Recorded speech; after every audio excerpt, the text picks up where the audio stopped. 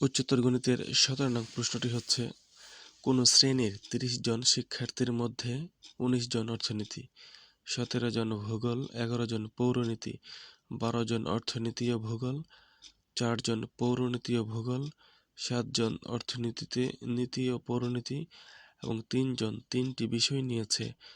কতজন শিক্ষার্থী 3টি বিষয়ের কোনোটি নেয়নি?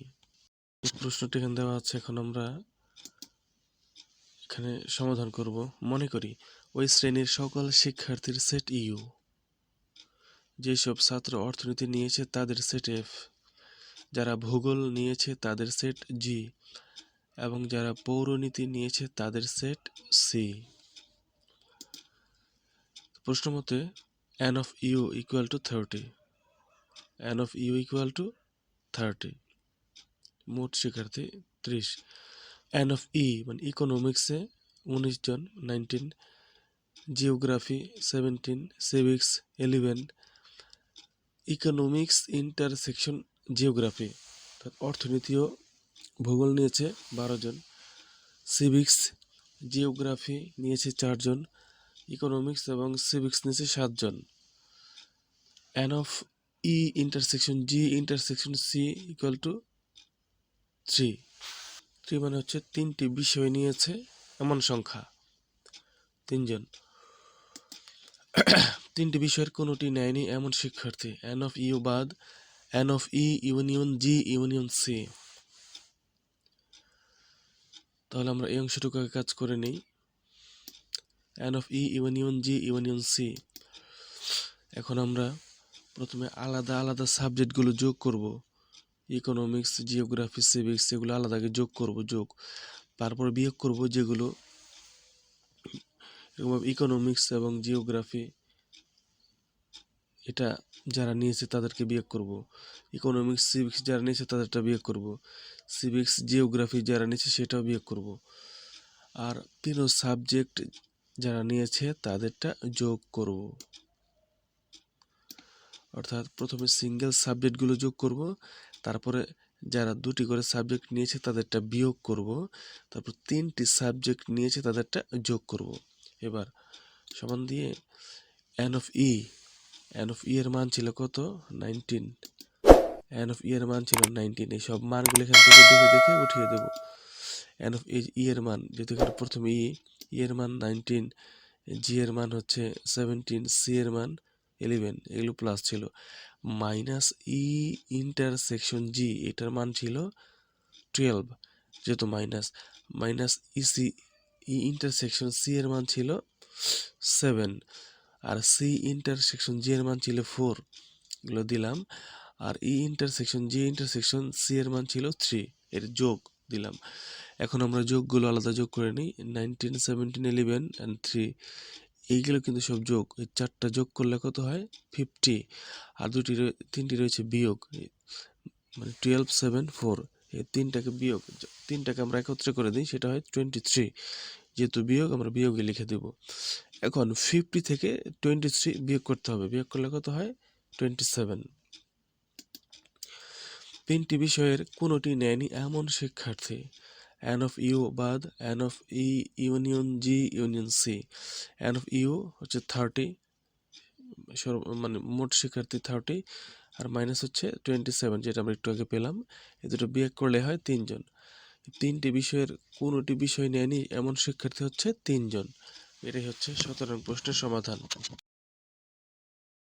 প্রশ্ন নম্বর 18, নিচের ভ্যান চিত্রে সার্বিক set U equal to A union B union C. ক নম্বরে দেওয়া আছে, যদি n of a intersection B equal to n of b intersection C হয় তবে x এর মান নির্ণয় করো। এখন আমরা ভ্যান চিত্রটি ভালো করে বুঝে নেই। এটা ভ্যান চিত্র, বাহিরে ইউ লেখা আছে। ইউ হচ্ছে ভিতরে যতগুলো সেট রয়েছে সবগুলো সেটের সমন্বয় হচ্ছে ইউ, অর্থাৎ ইউর ভিতরে সবগুলো সেট রয়েছে। এখানে 3টি সার্কেল দেখা যাচ্ছে, 3টি বৃত্ত। প্রথম হচ্ছে এ, এই যে এর বৃত্ত হচ্ছে এটা, বি এর বৃত্ত, সি এর বৃত্ত। এখন আমরা দেখব এর মধ্যে কি কি রয়েছে। এর যে বৃত্ত রয়েছে এর ভিতরে, এই যে এর বৃত্তটি, এর ভিতরে দুটি উপাদান রয়েছে, এক হচ্ছে 8 আর একটা হচ্ছে এক্স। এই প্রথম বৃত্তের মধ্যে দুটি উপাদান রয়েছে, একটা হচ্ছে 8 আর একটা হচ্ছে এক্স। এ দুটো হচ্ছে এর উপাদান। আর বি এর যে সার্কেল রয়েছে, বি এর ভিতরে তিনটি উপাদান রয়েছে, এক্স, 6, 4। বি এর সার্কেল এর মধ্যে তিনটি উপাদান রয়েছে, এক্স, 6, 4। এবার সি এর যে সার্কেলটি রয়েছে, সি এর ভিতরে দুটি উপাদান রয়েছে, 4y, 4y। এটা হচ্ছে ব্যঞ্চিত্র। এখন আমরা সামনে যাচ্ছি। ক নম্বরে দেওয়া আছে n of a intersection b equal to n of b intersection c, এটা দেওয়া আছে। প্রদত্ত ব্যঞ্চিত্র অনুসারে n of a intersection b equal to x, x কে আমরা কিভাবে পেলাম, x কি, n of a intersection b, এটা সময় আমরা x কিভাবে পেলাম সেটা আবার ব্যঞ্চিত্রে চলে যাই। এই যে a এবং b এই দুইটার মধ্যে ইন্টারসেকশন থাকলে কমনটা নিতে হয়, অর্থাৎ এই দুইটা সেটের মধ্যে যেটা মিল রয়েছে সেটাই নিতে হবে। এর সার্কেল আর বি এর সার্কেল, এই দুইটা সার্কেল দেখতে হবে, এর মধ্যে মিল রয়েছে কোনটা, অর্থাৎ কোন উপাদান দুটোটা সেটের মধ্যে রয়েছে, সেটা হচ্ছে এক্স। এক্স এ সেটের মধ্যেও রয়েছে, এক্স বি সেটের মধ্যেও রয়েছে, অতএব এ ইন্টারসেকশন বি হবে এক্স, এই যে এক্স। এবং n of B intersection C equal to 4 লিখেছি আমরা। বি আর C intersection, B C intersection. এবার দেখি বি এর সার্কেলের মধ্যে রয়েছে এক্স, 6, 4। বি এর সার্কেলের মধ্যে রয়েছে এক্স, 6, 4। আর সি এর মধ্যে রয়েছে 4y। এই দুইটার মধ্যে কমন, অর্থাৎ এই দুইটা সেটের মধ্যে মিল রয়েছে কোন উপাদানটি, সেটা হচ্ছে 4। B set R she said এখন আমরা এখান থেকে নেব। ইন্টারসেকশন যেটা সব মিল রয়েছে দুটার মধ্যে, কমন রয়েছে, সেটা হচ্ছে 4। তাহলে আমরা n of b intersection c equal to 4 লিখেছি। তাহলে যেহেতু প্রথমটা থেকে x পেয়েছি, পরেরটা থেকে 4 পেয়েছি, সুতরাং আমরা লিখতে পারি x equal to 4, x equal to 4। এই যে দুইটা উপাদান, দুইটা মান, x equal to 4। এটাই হচ্ছে আমাদের ক নং প্রশ্নের সমাধান। খ নংয়ে বলা আছে যদি n of b intersection c prime, এইটাকে প্রাইমও বলতে পারো বা পূরক অথবা কমপ্লিমেন্ট সবগুলো বলা যায়, equal to n of a পূরক ইন্টারসেকশন সি হয়, তবে y এর মান নির্ণয় করো। এখন আমরা খ নম্বরে যাব। দেওয়া আছে n of b intersection C পূরক equal to n of a পূরক ইন্টারসেকশন সি। প্রদত্ত ব্যঞ্চিত্র অনুসারে n of b intersection c prime equal to x plus 6। x plus 6 আমরা কিভাবে পেলাম সেটা আমরা দেখব এখন। b intersection c পূরক বা কমপ্লিমেন্ট বা prime equal to x plus 6 কিভাবে পেলাম, আর n of a পূরক intersection c equal to 4 plus y আমরা কিভাবে পেলাম সেটা এখন আমরা দেখব। এর হচ্ছে রাফ, এগুলো শুধু বোঝার জন্য, এগুলো খাতার মধ্যে করার দরকার নেই। আমরা ব্যঞ্চিত্রটা পাশে রেখেছি আর এখানে বি লিখে, এই যে বি এর মানটা লিখে দিয়েছি, অর্থাৎ বি সেটের মধ্যে যে উপাদানগুলো রয়েছে সেগুলো x 6 4, x 6 4 এখানে লিখে দিয়েছি। সি প্রাইম বা সি পূরক এই সি পূরকের মানে হচ্ছে ইউ বাদ সি। এই পূরকের বদলে আমরা ইউ বাদ দিব, ইউ বাদ, এই পূরক থাকলে ইউ বাদ দেব, তো ইউ বাদ সি। ইউ হচ্ছে ভিতরে যতগুলো উপাদান রয়েছে সবগুলো হচ্ছে ইউ, 8x64y, এই সবগুলো হচ্ছে ইউ, এগুলো হচ্ছে ইউর উপাদান। তারপর বাদ, আর সি হচ্ছে এই যে সি এর ভিতরে যেটা রয়েছে 4y হচ্ছে সি এর উপাদান। বাদের নিয়ম আমরা যেটা জানি সেটা হলো বাদের পরে মানে বিয়োগের চিহ্নের যে পরে যে উপাদানগুলো থাকে সেগুলো প্রথমটা থেকে সবগুলো বাদ যায়, তাহলে 4y এখান থেকে বাদ যাবে, 4 বাদ y বাদ, কি থাকবে 8x6 থাকবে, এই যে 8x6, 8x6 হচ্ছে সি পূরকের মান, 8x6 হচ্ছে সি পূরকের মান।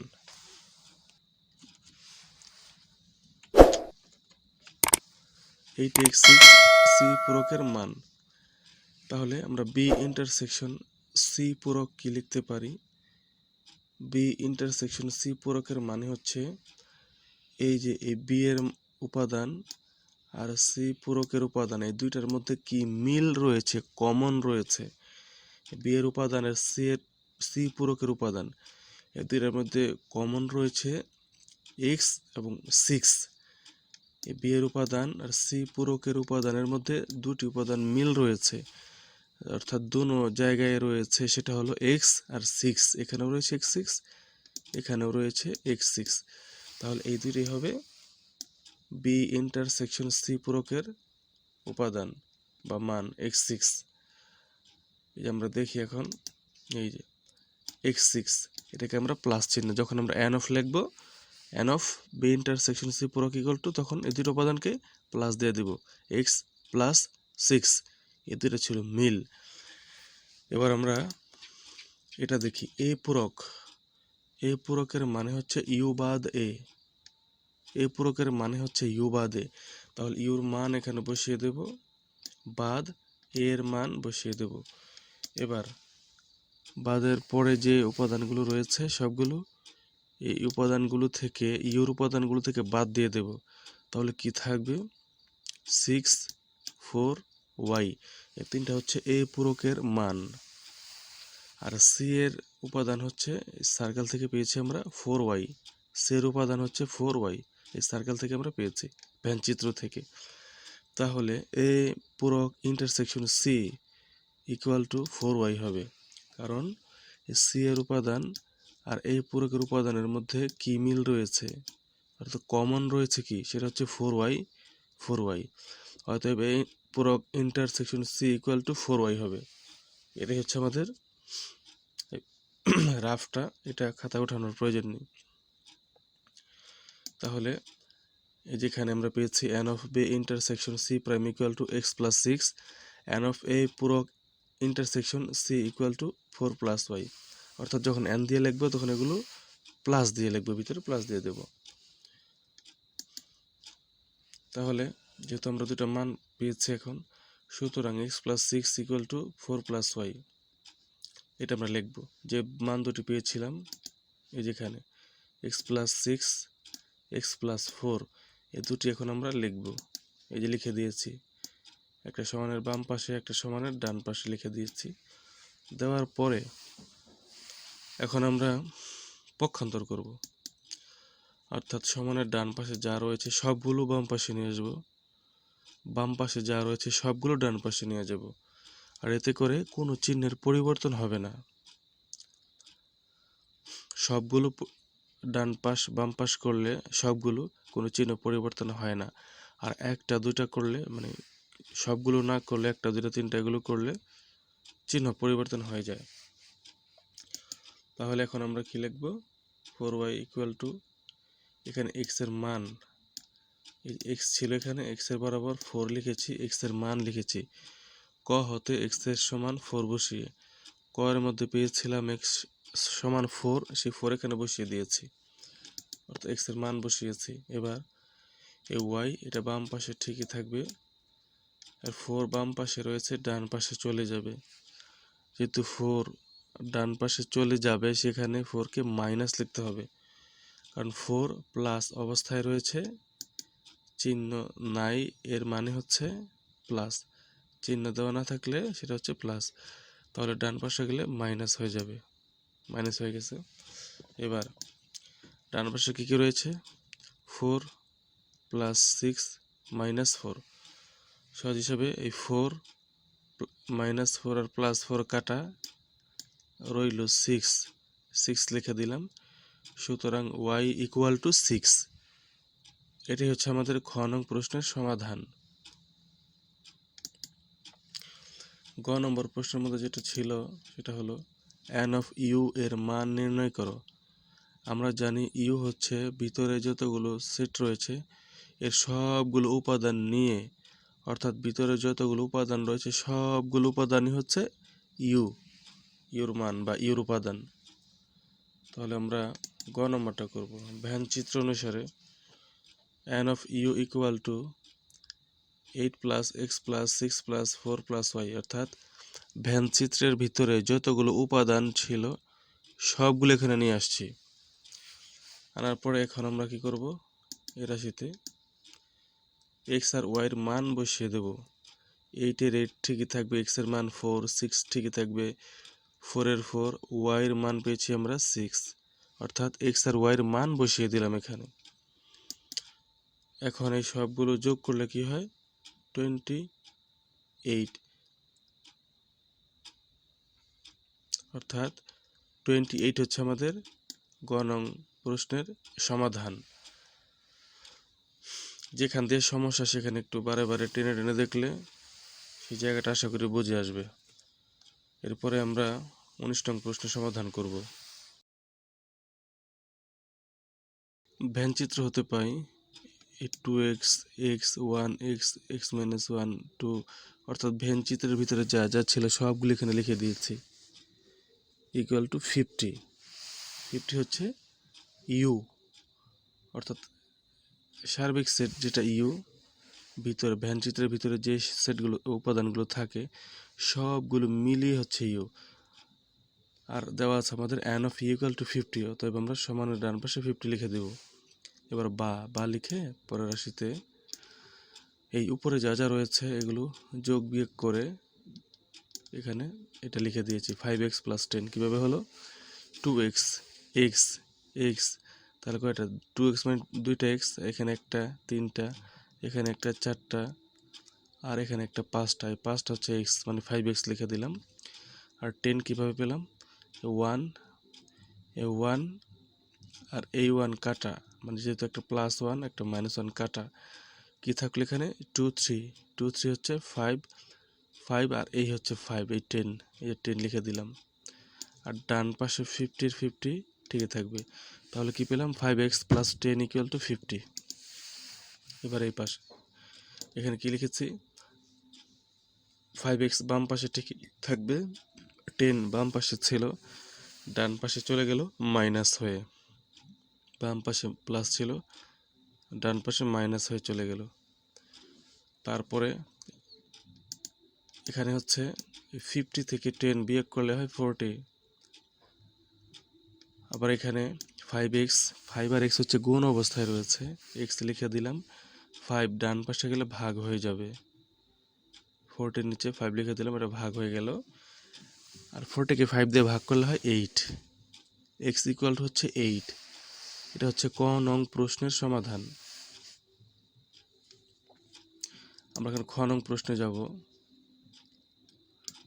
খ নং প্রশ্নটি দেখে নিই, n of B intersection C prime এবং n অফ এ প্রাইম, প্রাইমে বলতে পারি পূরক বা কমপ্লিমেন্ট এগুলো বলা যায়, এ পূরক ইন্টারসেকশন বি এর মান নির্ণয় করো। এখন আমরা খ নম্বর দেখি, ভ্যানচিত্র হতে পাই n of B intersection C prime equal to x plus 1 প্লাস এক্স মাইনাস 1। এটা কীভাবে পেলাম সেটা আমরা বোঝার জন্য একটু রাফে চলে যাই, যেখানে রাফ লিখেছি। এর মান, ভ্যানচিত্রের মধ্যে আমাদের এর মান ছিল সেটা এখানে লিখে দিয়েছি, তাহলে এ পূরক বা এ প্রাইম ইকুয়াল টু কী হবে, ইউ বাদ এ, ইউ বাদ এ, আর এখানে আমরা ইউর সব উপাদানগুলো লিখে দিয়েছি। এই উপাদানগুলো কোথা থেকে পেয়েছি আমরা? সব ভ্যান চিত্রের ভিতরে দেওয়া ছিল। এই যে এই ভিতরের সব উপাদান হচ্ছে ইউ, সবগুলো মিলিয়ে ইউ। আর প্রতিটি বৃত্তের জন্য আলাদা আলাদা, যেমন এ এর জন্য, বি এর জন্য, সি এর জন্য আলাদা উপাদান রয়েছে। তাহলে আমরা রাফে যাচ্ছি যে এর উপাদান তো পেলাম, এ পূরক হচ্ছে ইউ বাদে, ইউর উপাদানগুলো বসিয়ে দিলাম, বাদ এর উপাদান বসিয়ে দিলাম। বাদ থাকলে কি হবে?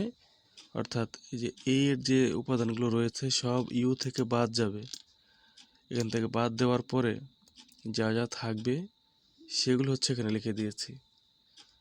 বাদের আরেকটা নিয়ম হচ্ছে যেগুলো আছে সব তো বাদ যাবেই, অর্থাৎ এই সেটের সব উপাদান ইউ থেকে তো বাদ যাবে, আবার এই ইউর মধ্যে অর্থাৎ এখানে যেগুলো মিল রয়েছে এটার সাথে যেটা মিল রয়েছে সেটাও বাদ যাবে, আর এখানে যেটা যেটা মিল নাই সেটাও বাদ যাবে। তারপর যা থাকে আমরা এখানে লিখে দেব। এটা হচ্ছে এই পূরকের মান, এখানে উপাদান। এই পূরকের উপাদান হচ্ছে এটা। তারপর বি সেট থেকে পেয়েছি আমরা, ভ্যান চিত্র থেকে বি সেটের উপাদান হচ্ছে এগুলো। এখন আমরা লিখতে পারি এ পূরক ইন্টারসেকশন বি ইকুয়াল টু এ পূরক সমান যেটা পেলাম এই যেগুলো, এটা হচ্ছে এ পূরক, এখানে লিখে দিলাম এই পূরকের ইন্টারসেকশন, আর বি পূরকের মান যেটা পেয়েছি এই যে এটা লিখে দিলাম, এটা বি পূরকের। দেওয়ার পরে এটা হচ্ছে ইন্টারসেকশন। ইন্টারসেকশন মানে হচ্ছে কমন, মানে যেটা মিল রয়েছে, শুধু মিল। এই দুইটার মধ্যে থেকে যেটা মিল রয়েছে শুধু সেটাই নেব। কি কি মিল রয়েছে সেটা হচ্ছে x-1 আর 0, x-1 আর হচ্ছে 0, এটা আমাদের মিল রয়েছে। তারপর সি প্রাইম মানে সি পূরকের মানে হচ্ছে ইউ বাদ সি, ইউ বাদ সি। ইউর উপাদানগুলো হচ্ছে এটা, সমস্ত সেটের উপাদান মিলে হচ্ছে ইউর। তারপর বাদ সি এর উপাদান হচ্ছে এটি। এখন এই সি এর মধ্যে যা যা রয়েছে সবগুলো এখান থেকে বাদ যাবে, সবগুলো বাদ যাবে। যেটা মিল রয়েছে সেটাও বাদ যাবে, আর যেটা মিল নাই সেটাও বাদ যাবে। সি এর সবগুলোই এখান থেকে বাদ যাবে। কি কি থাকবে? যেগুলো থাকবে। এরপর আমরা কি করব? বি ইন্টারসেকশন সি পূরক equal to B intersection C দ্বারা, অর্থাৎ বি এর উপাদানগুলো বসাবো, সি এর উপাদানগুলো বসাবো এখানে। বসানোর পরে দুইটার মধ্যে যেটা মিল রয়েছে সেটা হলো ইন্টারসেকশন মানে মিল, যেটা মিল রয়েছে সেটা হচ্ছে x+1 x-1। এদের হচ্ছে এই দুইটা থেকে আমরা এখানে নিয়েছি, এটা কমনটা নিয়েছি। এবার A intersection B intersection C পূরক ইকুয়াল টু কী হবে? x+1। এর মানে হচ্ছে এর উপাদান, বি এর উপাদান আর হচ্ছে সি পূরকের উপাদান, এই তিনটা থেকে আমরা কি নিয়েছি? যেটা মিল রয়েছে এই তিনটার মধ্যে মিল রয়েছে হচ্ছে x+1, তিনও জায়গায় রয়েছে, অতএব এটাই আমরা নিয়েছি। এখন আমরা খ নম্বরে যাচ্ছি, বি ইন্টারসেকশন সি প্রাইম। আমরা রাফের মধ্যে করলাম, সেখান থেকে পেয়েছি x+1 প্লাস x-1, অর্থাৎ এইটাই আমরা পেয়েছিলাম। রাফের মধ্যে আমরা করেছিলাম যে এই উপাদানগুলো পেয়েছিলাম আমরা, বা এই মানগুলো পেয়েছিলাম, সেগুলো আমরা লিখে দিলাম। এখন একটা এক্স আর একটা এক্স হচ্ছে দুইটা এক্স, আর 1 কাটা কেন? একটা প্লাস একটা মাইনাস, একটা +1 একটা -1 কাটা, তাহলে দুইটা এক্স রয়ে গেল, 2x লিখে দিলাম। আর এক্স এর মান হচ্ছে 8। আমরা ক নম্বর পেয়েছি এক্স এর মান কত? 8। 8 দিয়ে 2 কে গুণ দিলে হয় 16। এটা হচ্ছে আমাদের খ নম্বর প্রশ্নের সমাধান। এবার গ নম্বরে,